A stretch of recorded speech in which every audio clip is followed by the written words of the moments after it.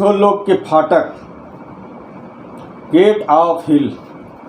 नमस्कार, आइए एक बार फिर से एंजल लाइव शो में हम आप सबका हार्दिक स्वागत करते हैं। आइए इस संदेश में हम देखेंगे अधोलोक के फाटक के विषय में कि अधोलोक के फाटक क्या है, और हम जानने के लिए देखेंगे मत्ती रचित सुसमाचार 16 अध्याय वचन 18। जैसे लिखा है, और मैं भी तुझसे कहता हूँ कि तू पतरस है, और मैं इस पत्थर पर अपनी कलीसिया बनाऊंगा, और अधोलोक के फाटक उस पर प्रबल न होंगे। आज का हमारा विषय होगा अधोलोक के फाटक, गेट ऑफ हिल।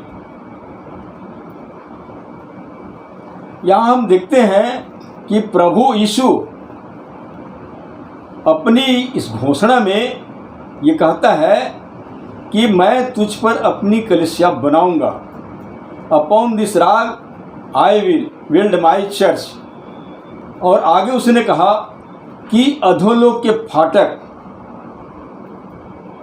उस पर प्रबल न होंगे। बाइबल में हम देखते हैं दो प्रकार के फाटक के विषय में वर्णन मिलता है। एक तो सकेत फाटक और एक चौड़ा फाटक। और ये दोनों फाटक के विषय में बाइबल हमें बताती है।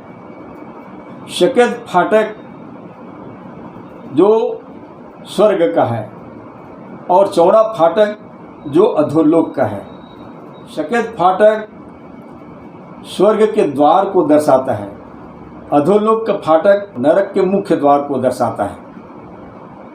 अधोलोक के फाटक को हम दूसरे अर्थ में यह कह सकते हैं मृत्यु के शक्ति।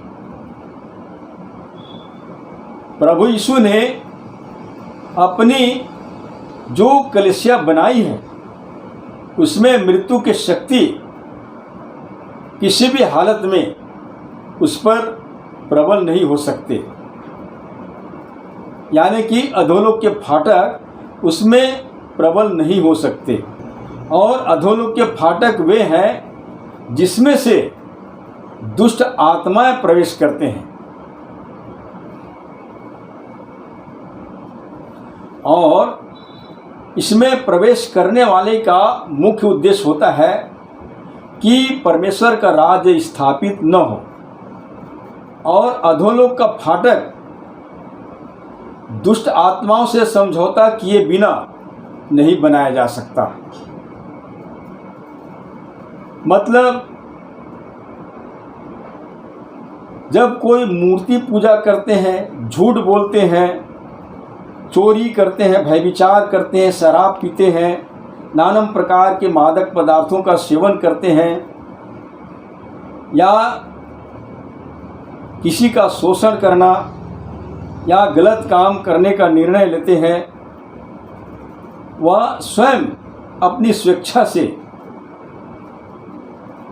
दुष्ट आत्माओं को अपने अंदर आने देते हैं। जिस तरह से बाइबल में गलाती के पत्री 5 अध्याय वचन 19 से 21 तक के वर्णन मिलते हैं।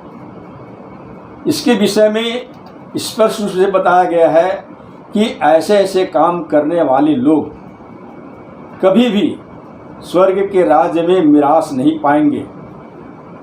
मतलब कि ऐसे लोग अधोलोक को जाएंगे, क्योंकि उसने स्वयं अपने आप को अधोलोक के फाटक बना लिए हैं, जिसमें से बहुत से बुरी बुरी आत्माएं, बहुत से दुष्टताओं का काम प्रवेश करते हैं।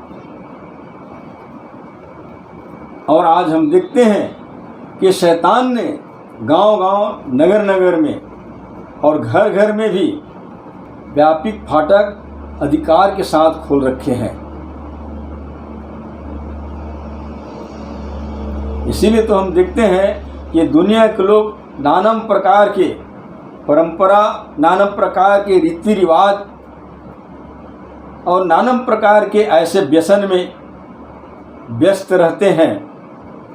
और उस तरह की रूट, उस तरह की मार्ग उन्हें कठिन नहीं जान पड़ता है, क्योंकि वो मार्ग चौड़े हैं। जहाँ कहीं भी देखिए आज मसीही विश्वासी भी जब इस तरह के काम करते हैं, कोई झूठ बोलते हैं, शराब पीते हैं, व्यभिचार करते हैं, नाना प्रकार की दुष्कामनाएं करते हैं, तो वे स्वयं अपने आप को अधोलोक के फाटक बनाते हैं, जिसमें बहुत से बुरी बुरी प्रवृत्तियाँ, बुरी बुरी आत्माएं प्रवेश करते हैं। जबकि एक मसीह विश्वासी का पहचान आत्मिक फलों से होता है, जैसे प्रेम, आनंद, मेल, धीरज, कृपा, भलाई, नम्रता और विश्वास।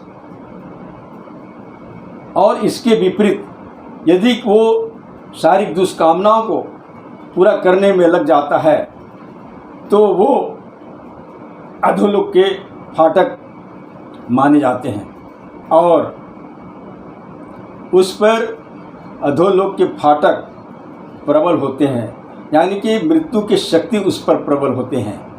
यदि सचमुच में मसीह यीशु में हम उसकी देह हैं, उसकी स्थापित किए हुए कलीसिया हैं, तो उस प्रतिज्ञा के अनुसार हमें अधोलोक के फाटक प्रबल नहीं हो सकता, न ही मृत्यु की कोई शक्ति प्रबल हो सकता है। लेकिन यही है कि हम बहुत से बुरी बुरी आत्माओं को अपने भीतर आने देते हैं, तो शैतान ने बड़े ही चालबाजी के साथ लोगों के जीवन में बड़े अधिकार के साथ अधोलोक के फाटक खोल रखे हैं। तो प्रियो, यदि हम मसीह की देह में जोड़े गए हैं, तो हमें अधोलोक के फाटक प्रबल नहीं हो सकता और न ही मृत्यु की कोई शक्ति प्रबल हो सकता है। इसलिए हमें निरंतर प्रभु यीशु मसीह के पास रहनी चाहिए, उसके साथ रहनी चाहिए, क्योंकि जब हम उसके साथ साथ चलते हैं, उसके पास होते हैं, तो उसमें हमको जीवन मिलता है। क्योंकि बाइबल हमें बताती है, अब जो मसीह यीशु में है उन पर दंड की आज्ञा नहीं। क्या मैं मसीह यीशु में हूँ? अगर हूँ तो मृत्यु दंड की आज्ञा मुझ पर नहीं हो सकती।